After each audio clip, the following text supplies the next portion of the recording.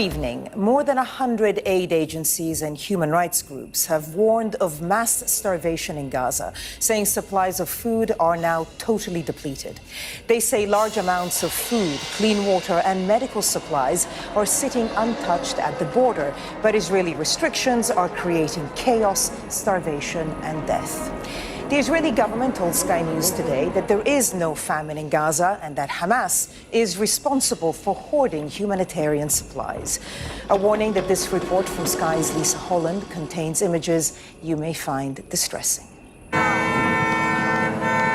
Inside one of Gaza's barely functioning hospitals, where doctors say they're fighting to save the lives of malnourished children, even in the darkness as power supplies fail. The arm is being measured of a painfully thin baby called Ode. We've been told he is an orphan. Nobody knows what happened to his parents, just that he was discovered in a shelter. Doctors said he might die because of severe lack of nutrition, and it would be a miracle if he survived. You can see the bones in his back and his heart beating. Now they've given him supplements and milk. This child has cerebral palsy. Now his mother says her son's problems are compounded by the shortage of food and medicine. And it's not only the children fighting for survival. Everyone is suffering from lack of nutrition, even the doctors. We are tired and we are struggling to work. It's hard to keep going through the day. We only have a small amount of medicine and supplements left for the children. This baby is just acute severe malnutrition.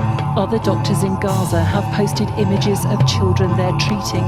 They say baby Sela was born healthy 11 months ago and now weighs 3.5 kilograms. Low calorie intake. The mother is malnourished. She's unable to give breastfeeding, and also the artificial milk wasn't available for the baby to be given, and this is a case of severe acute malnutrition. The World Health Organization has said a large proportion of the population in Gaza is starving, with human rights groups demanding a resolution to the war of words over who should bear responsibility for the breakdown in aid.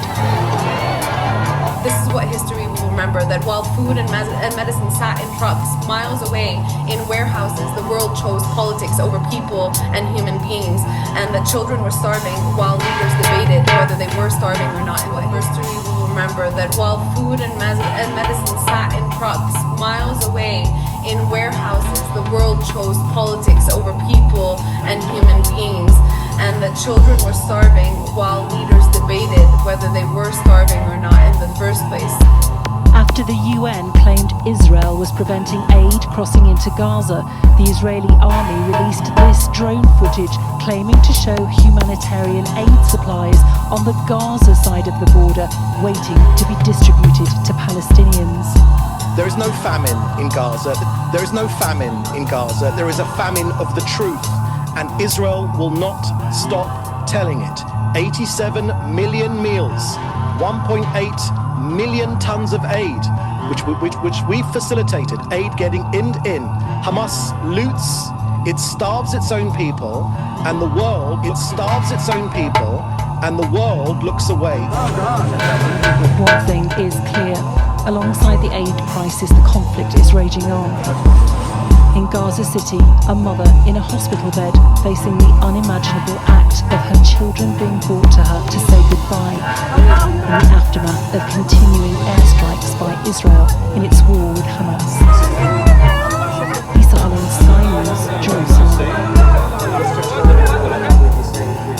The Israel and US-backed Gaza Humanitarian Foundation, which has the job of distributing aid across the Strip, has come under intense scrutiny.